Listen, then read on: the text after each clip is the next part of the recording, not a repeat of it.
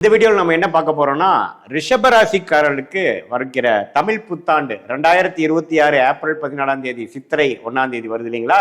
அத்தகைய 14 April 2026 13 April 2027 வரை இருக்கக்கூடிய அந்த ஒரு வருட காலம் ரிஷபராசிக்காரர்களுக்கு எப்படி இருக்க போகுதுங்கிறது அறிவியல் சார்ந்த கலையான சயின்டிபிக் வேதிக் அஸ்ட்ராலஜி முறையில எந்த விதத்தையும் மிகைப்படுத்தாமல் உள்ளது உள்ளவாறு பரிகாரங்கள் அது மாதிரி மூட நம்பிக்கையில போகாமல் ஒரு கிரகமும் ஒரு மாதிரி அமைப்புல சஞ்சாரம் செய்யும் பொழுது அந்த ராசிக்கு எந்த வித தாக்கத்தை வாழ்க்கையில் சம்பவங்களாக தீய சம்பவங்களாவோ சாதகமான சம்பவங்களாவோ உருவெடுக்க போகிறது அப்படிங்கிறத ஒளி தத்துவ அடிப்படையில் இந்திய வேத ஜோதிட அடிப்படையிலான அறிவியல் சார்ந்த கலையான சயின்டிபிக் வேதிக் அஸ்ட்ராலஜி முறையில் நம்ம பார்க்க போறோம். இப்போ பாருங்க, ரிஷபராசிக்காரர்களுக்கு இதுவரை சனி 11ஆம் இடத்துல அருமையான ஒரு சப்போர்ட் கொடுத்துட்டு இருக்காரு. எப்பவுமே 11 இருக்கக்கூடிய சனி ஒரு நல்ல பாதுகாப்பு. அதே மாதிரி குரு 2ஆம் இடத்துல இருந்து 8ஆம் வீட்டுக்கு கனெக்ட் ஆகி 10, 8, 6 பார்த்து கொண்டு இருந்தார். அதே மாதிரி ராகு பாருங்க 10ஆம் இடத்திலும் கேது 4ஆம் இடத்திலும் இருந்து தொழில அதிகமான உளைச்சல், அதிகமாக அலைச்சல், அதிகமான முயற்சி, நிறைய மாற்றங்கள், நிறைய டிராவலிங், அது மாதிரி நிறைய கொடுத்து கொண்டிருந்தார். ராகு 10லிருந்து 4ஆம் இடத்துல இடம் சார்ந்த விஷயங்கள், தாயார் உடல்நலம், இது மாதிரி ஒரு சுகம் இல்லாமல் எப்ப பார்த்தாலும் வேலைன்ட்டு அலையிற மாதிரி ஒரு அமைப்பை கொடுத்து கொண்டிருந்த ரிஷபராசிக்காரர்களுக்கு இப்ப பாருங்க ஜூன் 1ஆம் தேதி குரு முதல் மாறுறார். குரு பெயர்ச்சி பெறுகிறார். 2ஆம் இடத்திலிருந்து கடகத்துக்கு 3ஆம் இடத்துக்கு 7ஆம் இடத்தை பார்க்கிறார், 9ஆம் இடத்தை பார்க்கிறார், 11ஆம் இடங்கிற லாபஸ்தானத்தை தன்னோட தன் வீட்டையே அவர் பார்க்கிறார். ஸோ அருமையான மாற்றம். இதுவரை வேலைன்னு செய்து ஒரு 1.5 வருஷமாக கஷ்டப்பட்டுட்டு இருந்த ரிஷபராசிக்காரர்கள் அதுக்கு வேணுங்கிற லாபத்தை, அதுக்கு வேணுங்கிற பெனிஃபிட்டை, அதுக்கு வேணுங்கிற அறுவடையை செய்யக்கூடிய ஒரு அற்புதமான காலம். புத்தாண்டு பிறந்து ஒரு 1.5 மாசத்துக்கு அப்புறம் வரக்கூடிய ஜூன் மாதம் 1ஆம் தேதி பயிற்சி பெறக்கூடிய குரு அருமையா கொடுக்கிறார். அந்த உச்ச குருவின் பார்வை பாருங்க கொஞ்சம் அதிகமான ஒரு பார்வை, ஒளி பொருந்திய பார்வை. அந்த பார்வை 7ஆம் இடம் என்று சொல்லப்படுகிற குடும்பத்துல சுப விஷயங்கள், இதுவரை குவாலிட்டியான டைம் வீட்டில் ஸ்பெண்ட் பண்ண முடியல, நமக்கும் வீட்டில் இருக்கக்கூடியவங்களுக்கும் நல்ல இணக்கமாக போகல, நண்பர்களோட அதிகமாக டைம் ஸ்பெண்ட் பண்ண முடியல, கொலீக்ஸோட நட்புறவு கொண்டு வர முடியல, வியாபாரிகளாக இருக்கக்கூடியவங்க எப்பவுமே பிரச்சனையாகவே நான் வாழ்ந்துட்டு இருக்கிறேன், அவங்களுக்குலாம் ஒரு நல்ல ஒரு உறவை, நட்புறவை வளர்க்கக்கூடிய ஒரு அமைப்பு கொடுக்குதுங்க. அதே சமயத்தில் 9ஆம் இடத்தை பார்க்கும் பொழுது அப்பா சம்பந்தப்பட்ட விஷயத்துல, பூர்வீகத்துல, பாக்கியத்துல கொஞ்சம் நல்லா அனுபவிக்கக்கூடிய அமைப்பு. 11ஆம் அப்போ நம்ம இதுவரை செய்த இன்வெஸ்ட்மெண்ட், இதுவரை செய்த வேலைக்கு நல்ல ஒரு தகுந்த சன்மானமும் கிடைக்குது அப்படிங்கிற மாதிரி அமைப்பும் பெறக்கூடிய அமைப்பு இருக்கு. ஸோ அற்புதமான பயிற்சி ஜூன் மாதத்திலிருந்து 1.5 மாசம் புத்தாண்டு ஆனதுக்கு அப்புறம் பார்க்க போறீங்க. அதுக்கப்புறம் பாருங்க டிசம்பர் 6, 2026 அதாவது புத்தாண்டு பிறந்து ஒரு 7-8 மாசம் கழிச்சு ராகு கேது பயிற்சியும் நடக்கிறது. இதுவரை 10ஆம் இடத்துல இருக்கக்கூடிய ராகு பாத்தீங்கன்னா 9ஆம் இடத்துக்கும், 4ஆம் இடத்துல இருக்கக்கூடிய கேது 3ஆம் இடத்துக்கும் மாறுவது அற்புதம். சோ என்ன ஒரு விஷயம், ஒரு இடத்துல குரு பயிற்சி அற்புதத்தை கொடுக்கிறார், இன்னொரு இடத்துல பாத்தீங்கன்னா வேலை தொழில அதிகமான பிரச்சனையை கொடுத்து உத்வேகத்தை பண்ணிட்டு இருந்த ஒரு விஷயமும் மாறுது. சோ ராகு கேது பயிற்சியும் குரு பயிற்சியும் அருமையான பயிற்சிகளாக இருந்து ஜூன் மாதத்திலிருந்தே வாழ்க்கை, ஃபேமிலி, ஒரு சோஷியல் லைஃப் அதிகமாக இம்ப்ரூவ் ஆகுது. அதே சமயத்தில் டிசம்பருக்கு அப்புறம் வேலை பலு குறையுது.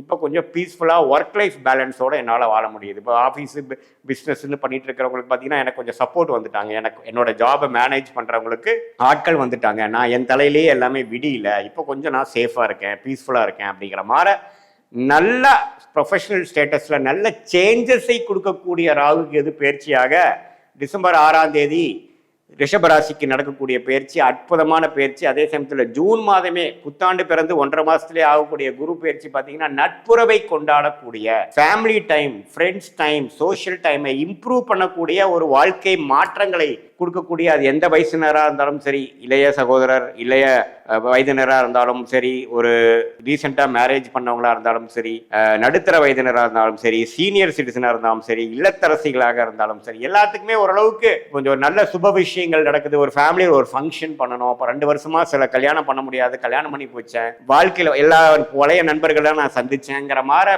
பல ஒகேஷன்ஸ் நடக்கக்கூடிய அமைப்பு இந்த புத்தாண்டு 2026 தமிழ் புத்தாண்டு கொடுக்கக்கூடிய அமைப்பு இருக்கிறது தான் ரிஷபராசிக்காரருக்கு ஹைலைட். ஸோ இந்த ஜூன் மாதத்திலிருந்தே பல விஷயங்கள் பார்ப்பீங்க. இந்த டிசம்பர் மாசத்திலிருந்து உண்மையிலேயே ஓரளவுக்கு இந்த தமிழ் புத்தாண்டு நல்ல மாற்றங்களை கொடுத்ததாப்பா சாமிங்கிற மாதிரி பெருமூச்சு விடக்கூடிய ஒரு அற்புதமான ஒரு ஆண்டாக இருக்குதுங்க.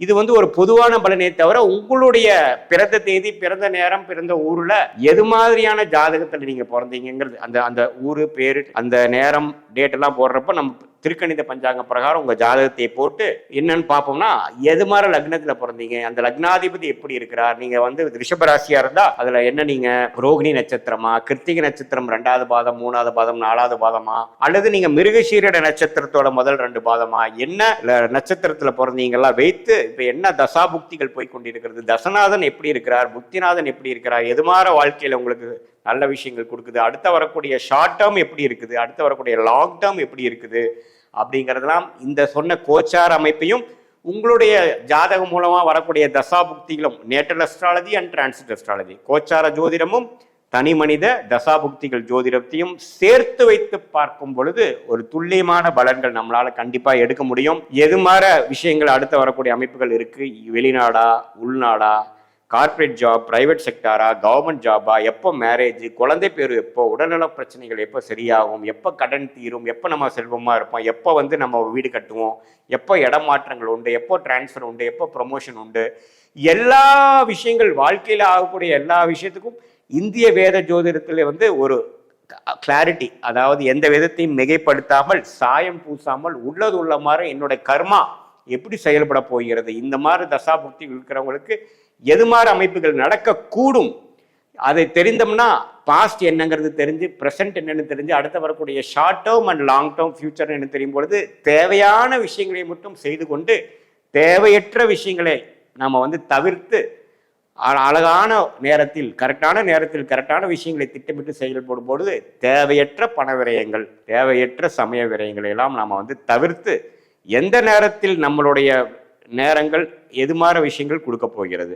நம்மளுடைய கிரகங்கள் ஒன்னொன்னு எப்படி இருக்கு, எந்த கிரகம் அருமையா இருக்கு, எந்த கிரகத்தின் சார்ந்த படிப்பு, தொழில், அது மாதிரி விஷயத்துல போனா நமக்கு லாபங்கள் அதிகமா வரும். ஏன்னா மனித பிறப்பே பார்த்தீங்கன்னா ஒரு கர்மாவின் அடிப்படையில தான் பிறக்கிறோம். நமக்கு கர்மா பாக்கி எந்த அளவுக்கு இருக்கோ அதை வைத்து தான் நம்ம பிறந்து அதுக்கு வேணுங்கிற இன்ப துன்பங்கள்லாம் அணிவிக்க வேண்டும் அப்படிங்கிற ஒரு அமைப்புல தான் நம்ம வந்து வாழ்ந்து கொண்டு இருக்கிறோமே ஒழிய, அதை வந்து துல்லியமாக கண்ணாடியாக காமிக்கக்கூடிய ஒரு சாஸ்திரம் தான் இந்திய வேத ஜோதிடத்தின் சயின்டிபிக் வேதிக் அஸ்ட்ராலஜி முறை.